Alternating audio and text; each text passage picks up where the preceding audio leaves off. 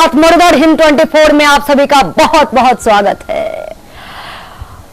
सिर्फ श्रद्धा आफ्ताब हत्याकांड ही नहीं, निक्की गहलोत हत्याकांड ही नहीं, अब आपको जो बताने जा रहे हैं उसको सुनकर ना सिर्फ पूरे दिल्ली बल्कि पूरे देश का दिल दहल जाएगा। रोंगटे खड़े कर देने वाली घटना, जी हाँ बिल्कुल सही सुना आपने। एक सुप्रीम कोर्ट की महिला एडवोकेट की हत्या नोएडा सेक्टर 30 में उसके ही पति द्वारा की गई। आखिर महिलाएं कितनी सुरक्षित है? योगी कहते हैं यूपी में नो कर्फ्यू नो दंगा सब चंगा, बेटी बचाओ बेटी पढ़ाओ, बेटी ही सुरक्षित नहीं है, कोई महिला ही सुरक्षित नहीं है। दिन दहाड़े महिला की हत्या करके पति द्वारा बाथरूम में लाश छिपा दी जा रही है और पुलिस उसे 24 घंटे बाद गिरफ्तार कर रही है। आखिर ऐसे गुनहगारों को, ऐसे हत्यारों को आपको बता दें कि इतनी स्ट्रॉन्ग तरीके से हत्या करने से पहले कुछ सोचते नहीं है।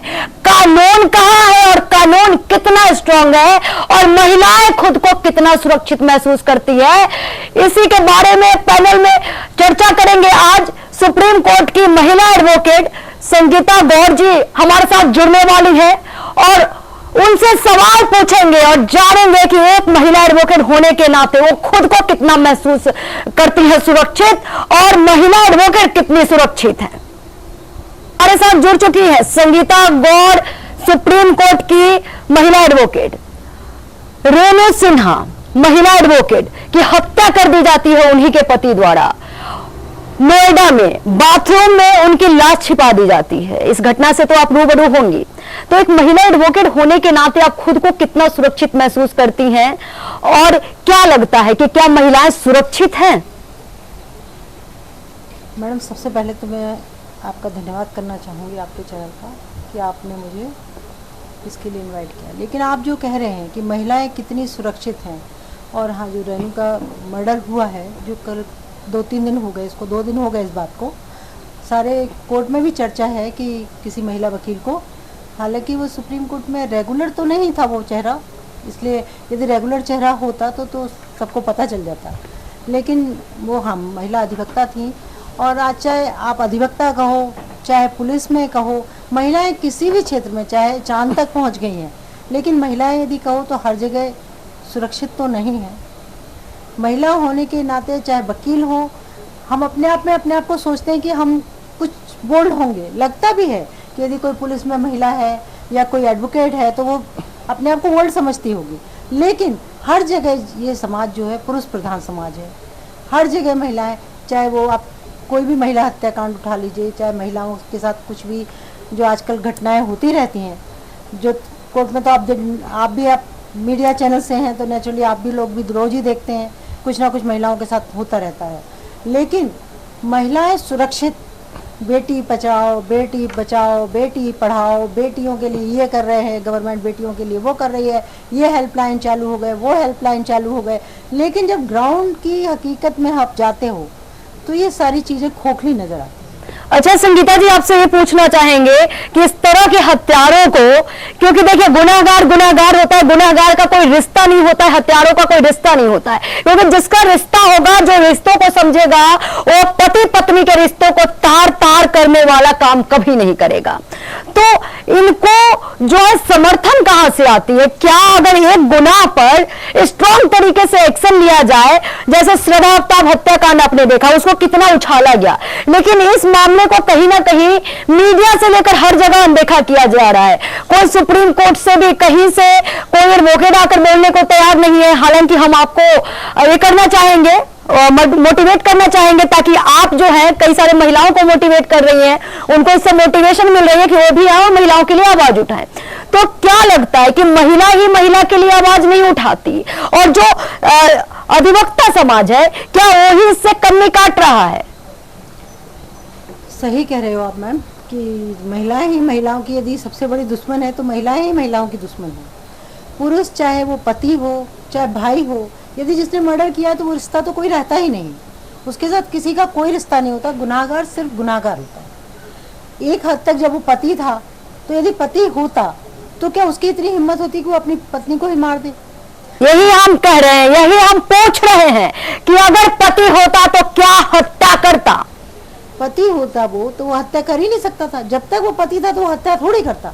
उसने हत्या की, इसका मतलब वो सिर्फ गुनाहगार है, समाज की नज़रों में भी, हर किसी की नज़रों में। और यदि ये आप सही कह रहे हो, जिसको जिस भी कांड को ज़्यादा मीडिया पब्लिश कर देता है, या उसके लिए तो एक बार आप देखते हो कोई चीज़ एक बार उठती है, मीडिया में उठ गई, तो उसके बाद लोग भीड़ लग जाती है उसके पास, रोज मिलने वालों की, जाने वालों की, उसके आगे पीछे रेल बन जाती है। लेकिन अभी इसके बारे में मैंने जैसे कईयों से बात भी किया कि वो ऐसा, तो बहुत से लोगों को पता ही नहीं था, मतलब क्या हुआ क्या नहीं हुआ। मतलब बहुत लोग हमारे सुप्रीम कोर्ट में, तो जैसे मैं परसों भी जब मेरे पास ये पता चला था मुझे, तो मैंने कहा यार ऐसे ऐसे कोई लेडी लॉयर एक्सपायर हुआ है, उसके हस्बैंड ने मार दिया, ऐसा हो सकता है क्या? नहीं, मतलब किसी को भी उसके बारे में नहीं पता था अभी तक। और अब देखो शायद जब पता चलेगा, तो नेचुरली जब पता चलता है तो वकील सारे एक हो जाते हैं, चाहे वो हत्याकांड फिर किसी ने भी किया हो, किसी भी जात का हो, किसी भी बिरादरी का हो, चाहे महिला हो या पुरुष हो। यदि वो वकील है तो सारे वकील, चाहे महिला वकील हो चाहे पुरुष वकील हो, उसके फेवर में जरूर खड़े होते हैं। लेकिन अभी हो सकता है जिस दिन सबको खुल के पता चलेगा तो सारी बार भी जाएंगी। हमारे यहाँ जो बार बनी होती हैं वो सारी एक साथ होती हैं। अभी आपने देखा होगा हापुड़ वाला मामला, उसमें भी सारी बार इकट्ठी हो गई थी। तो होता तो यही है, जैसे एक वकील के साथ कुछ घटना घटती है तो सब एक साथ देखा जाता है कि कहीं ना कहीं जब किसी रिलीजन से रिलेटेड मामला होता है, जैसे कि सब श्रद्धा आफ्ताब पे हाय हाय हुआ, तो रेणु सिन्हा का केस कहाँ गायब? कहा जा रहा है कि कहीं ना कहीं उनके पति जो थे वो इंफॉर्मेशन सर्विस में थे। तो क्या इसके भी बेनिफिट उनको मिल रहे हैं? क्योंकि जिस तरह से 2-3 दिन पहले की घटना है और अभी तक कहीं ज्यादातर लोगों को, जैसे आपने बताया है कि कोर्ट में भी नहीं मालूम है, और कई लोगों को कानों कानों भी खबर नहीं हुई है, कुछ चैनल के माध्यम से पता चल रहा है, कुछ लोग इसे लेकर आ रहे हैं, बेधड़क बोल रहे हैं। तो क्या एडमिनिस्ट्रेशन में होने के फायदे पहुंच रहे हैं या एडमिनिस्ट्रेशन का गलत फायदा उठाया जा रहा है? देखिए मैम, ये तो हर जगह ही होता है। यदि कोई एडमिनिस्ट्रेशन में हो, कोई पुलिस में हो, और जब कोई ऐसा कांड होता है तो पहले तो उसे दबाने की कोशिश ही की जाती है। जो हत्यारा होगा, गुनाहगार होगा, वो तो अपने गुनाह को छुपाने की कोशिश करेगा, और जब उसको सपोर्ट मिलता है, और जो भी इस पोस्ट पे बैठे होते हैं उनको सपोर्ट तो मिलता है। चाहे आज आप देखो ब्रजभूषण का आपने सुना था, ब्रजभूषण के किस्से में कितनी एफआईआर थी, कितना क्या था, लेकिन उसको भी एक कितना समय लगा उस गिरफ्तारी में। तो क्या लगता है ये जो वर्तमान सरकार है, बीजेपी है, उसमें महिलाएं कितनी सुरक्षित है? एक महिला एडवोकेट होने के नाते आप अपनी राय दीजिए इस घटना पर। और जो तमाम सारी घटनाएं होती रही हैं, संदीप सिंह के से लेकर महिला पहलवानों के साथ जो हुआ, क्या ये दिन देखने के लिए हम इस सरकार को लेकर आए हैं? ये तो आप साफ कह रहे हो कि ऐसा नहीं है। बीजेपी की गवर्नमेंट होने के बाद उम्मीद तो यही थी कि इस गवर्नमेंट में बेटी बचाओ बेटी पढ़ाओ का जो नारा दिया जा रहा है वो हकीकत में होगा। लेकिन ऐसा लगता है कि बेटी बचानी किससे है, या बेटी को पढ़ा के बचाएं तो बेटी सुरक्षित भी तो रखे। बेटी को सुरक्षित रखा जाना चाहिए। जब बेटी सुरक्षित घर ही नहीं जाएगी तो स्कूल कैसे पहुंचेगी और स्कूल से घर कैसे जाएगी? तो वही कि बेटी को सुरक्षित रखना सरकार की पहली यही प्राथमिकता होनी चाहिए कि हमारी जो बेटियां हैं वो सुरक्षित घर पहुंचे, सुरक्षित अपनी जगह पहुंचे और सुरक्षित रह पाएं। तो उसके लिए चाहे वो आदमी कितना भी बड़ा पोस्ट पे हो, कितनी भी बड़े घराने से हो, कितना भी पैसा फेंक ले, लेकिन मुझे लगता है कि ये सब जो होना चाहिए था, जो उम्मीदें थी बीजेपी गवर्नमेंट से, वो आजकल फुलफिल तो नहीं लग रही हैं। अच्छा, क्या लगता है इस तरह की हत्याएं के मामला तमाम लिव इन पार्टनर के द्वारा आ रही है, पति पत्नी के द्वारा आ रही है, तो ऐसे रिश्तों से लोगों का भरोसा उठते जा रहा है। तो क्या ये जो इस तरह की मानसिकता, क्या विकृत मानसिकता का देन है, या फिर जो घर में लोगों की परवरिश का, जो घर में हम शुरू से कहीं ना कहीं पुरुष प्रधान समाज का निर्माण करते आ रहे हैं, कहीं ना कहीं बेटे बेटी में भेदभाव करते हैं और कुछ कुरीतियों को हम नीति समझकर उसको फॉलो करना शुरू करते हैं। तो क्या इन चीजों की शिक्षा, क्या वो वक्त आ गया है जब कुरीतियों को खत्म करते हुए सोच में, समझ में, समाज में हर जगह महिलाओं को बराबरी का हक मिलना चाहिए और सिर्फ मॉडर्नाइजेशन के नाम पर महिलाओं को फ्रंट में बैठाकर पुरुष को नहीं होना चाहिए, बल्कि महिलाओं को पूरी आजादी होनी चाहिए कि वो अपने दिमाग से सोच सके, अपने दिमाग से फैसला ले सके और अपने दिमाग से चल सके। उनको कहीं भी किसी भी तरह का दबाव नहीं होना चाहिए। कहा यह भी जा रहा है कि कहीं ना कहीं ये जो है संपत्ति विवाद का था, कोठी विवाद का मामला था। तो अब वो वक्त आ गया है, बचपन में सुनते थे बाप भयाना बड़ाना भैया सबसे बड़ा रुपया, तो रुपये के लिए पति पत्नी का हत्या कर रहा है। ये आप सही कह रहे हो कि सुनने में यही आया कि वो कोठी शायद कुछ 7 का कुछ फिगर था, वो उतने में बेच रही थी वो लेडी, उसने शायद कुछ 7 लाख या 8 लाख एडवांस भी ले लिया था और वो बेचने वो हस्बैंड नहीं चाहता था कि कोठी बिके, या वो अपने तरीके से बेचना चाहता होगा। उसके पीछे थोड़ा उनका आपस में कुछ चल रहा था और इसकी मेन मुद्दा तो यही था, पैसा। तो पैसे के लिए आज पति पत्नी नहीं रह गए, भाई बहन नहीं रह गए, माँ बाप नहीं रह गए। आज की जो जनरेशन है वो सिर्फ पैसा उसके लिए मुख्य मुद्दा बनता जा रहा है, दूसरी चीज़ें उसके लिए कोई मायने नहीं रखती। अपनी लाइफ स्टाइल, अब आप कहते हो महिलाओं को सीटें तो दे दी जाती हैं, कहा जाता है कि महिला है। अब अभी जो पिछले उसमें ही देख लीजिए आप, कई बार मैं सोचती हूँ कि महिला कहते हैं 30% आरक्षण है महिला के लिए, चाहे पॉलिटिकल बैकग्राउंड हो कहीं भी। अब पॉलिटिकल बैकग्राउंड में जब आप 30% महिला आरक्षण देते हो तो फिर आप उस महिला को टिकट दो ना भाई, जो महिला खुद काम कर सकती हो। महिलाएं तो लाते हो आप घर से, तो किस पुरुष को ही दे रहे हो? मतलब आप देखिए, जैसे 2 सीट आपकी और मेरी लगी हुई है, ऐसा अक्सर यही होता है कि 2 सीट लगी है, ये चेयरमैन बैठे हैं, चाहे वो एमसीडी में हो।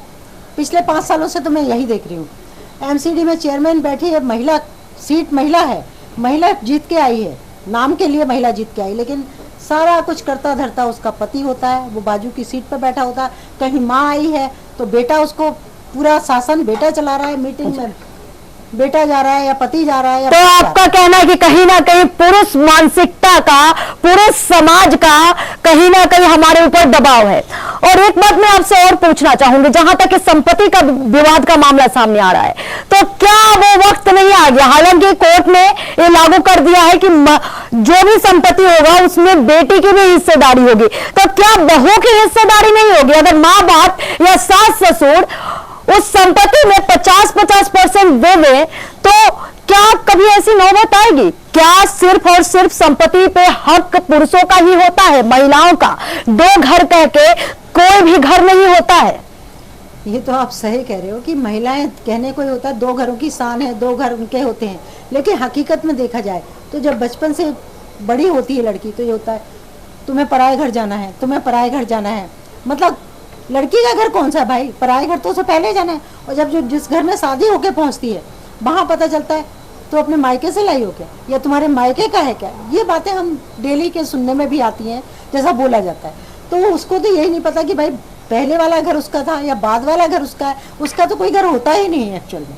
वो तो यहाँ भी एक तरह से क्या कहा जाए कि महिलाओं को कि बेचारे वो दोनों तरफ ही आजकल, लेकिन लड़कियां पढ़ लिख रही हैं, कुछ बोल्ड हो रही हैं, तो उनकी मानसिकता चेंज हो रही है, लेकिन उससे पुरुष समाज को प्रॉब्लम हो रहा है, पुरुष समाज को तकलीफ हो रहा है। और ये जब पुरुष समाज कभी महिलाओं को ड्रेस को लेकर, कभी उनके मेकअप को लेकर, कभी किसी भी चीज को लेकर हमेशा से आप कहीं भी देख लीजिए, कहीं ना कहीं उन पे भद्दे कमेंट्स किए जा रहे हैं। तो क्या पुरुष समाज की मेंटालिटी मॉडर्न हो पाई है? क्या जो पुरुष समाज है वो महिलाओं को एक्सेप्ट नहीं करना चाहता या महिलाओं के बदलाव से डर रहा है? क्योंकि लोग कहते हैं कि पहले इस तरह की घटनाएं सामने नहीं आते थे, क्योंकि पहले महिलाएं बोलती नहीं थी। जब से महिलाएं बोलना, एक्शन लेना और समाज में खुद को सुदृढ़ करना शुरू की हैं, तब से मामले ज्यादा सामने क्यों आ रहे? क्योंकि पुरुष समाज को क्या डर लग रहा है कि एक महिला अपने लिए आवाज उठा रही है, एक महिला अपने लिए स्टैंड ले रही है। पहले यही होता था कि केस तो पहले भी बहुत होते थे, लेकिन पहले कोई भी महिला आगे आके ना तो बोल सकती थी कि उसके साथ कुछ भी छेड़खानी होती थी, कुछ भी होता था वो चुप रह जाती थी, चाहे वो परिवार के अंदर भी होता था। पुरुष समाज में पुरुष घर के अंदर ही बहुत सी ऐसी घटनाएं होती थी जो कि महिलाएं किसी को नहीं बता पाती थी और ना बोल पाती थी, ना उनकी शिकायतें होती थी। क्योंकि ये कहा जाता था कि कोई भी जो बड़ी महिलाएं होती थी तो कहती थी यदि कुछ हो, वो अपनी मदर को भी कुछ बताती थी बच्ची कि मेरे साथ ये हुआ है, तो वो हमेशा माँ कहती थी चुप रहो बेटा, किसी ने सुन लिया तो कोई क्या कहेगा। तो ये चीज़ें आगे बढ़ती नहीं थी। लेकिन आजकल लड़कियां पढ़ी लिखी होने के बाद इतना बोल्ड हो गई, वो कहती कोई अंतर नहीं पड़ता मुझे, नहीं होगी मेरी शादी ना हो, नहीं होगा मेरे साथ कुछ अच्छा ना हो, लेकिन मैं यदि मेरे साथ गलत हुआ है तो लड़कियों के अंदर एक भावना जाग चुकी कि यदि मेरे साथ कोई गलत करता है तो मैं उसको आवाज उठाऊंगी, उसको सजा दिलाऊंगी। इसके पीछे क्या पुरुष विकृत मानसिकता का देन है? बिल्कुल, पुरुष मानसिकता की विकृत देन तो है ही है, आप जो कह रहे हो। क्योंकि देखो, यदि विकृत मानसिकता ना होती तो क्या वो किसी को, आप यदि घर में ही सिखाएंगे अपने बच्चों को, आज मैं तो कहती हूँ माँ को अपने बेटों को, यदि लड़कियों को जैसे कहते हैं भाई लड़कियां जब घर से निकलती हैं ठीक से निकलो, कपड़े कैसे पहन के जा रही हो, माँ हमेशा टोकती है, बाप भी टोकता है। लेकिन क्या लड़कों को देखते हो कि आपके बच्चे जब घर से बाहर जा रहे हैं तो वो किस उसमें जा रहे हैं? क्या आप बच्चों को सिखाते हो, बेटों को सिखाते हो कि नहीं तुम्हें हर लड़की को अपनी बहन जैसे, माँ जैसे देखना है? ऐसा कुछ सिखाते हो आप जब घर से बाहर निकलती है? नहीं, आप अपने लड़कों को तो वही शिक्षा देते हो कि बेटा तू तो बेटा है, कोई उसके लिए कोई टेंशन नहीं लेता कि बाहर जा रहे हैं, कोई टेंशन नहीं उसके लिए, जाने दो, लड़के को जो करना है वो फ्री है। जब तक सोच नहीं बदलेगी तब तक समाज नहीं बदलेगा। बहुत बहुत धन्यवाद आपका हमारे साथ जुड़ने के लिए। और देखिए, आपको बता दें कि ये सिर्फ संगीता जी का आवाज नहीं है, सिर्फ मेरा आवाज नहीं है, और ये सिर्फ मर्डर हिम 24 का आवाज नहीं है, पूरा भारत, पूरे समाज का आवाज है। पूरे भारत की बेटियां ये आपसे न्याय की मांग कर रही है, सरकार आए और जवाब दे।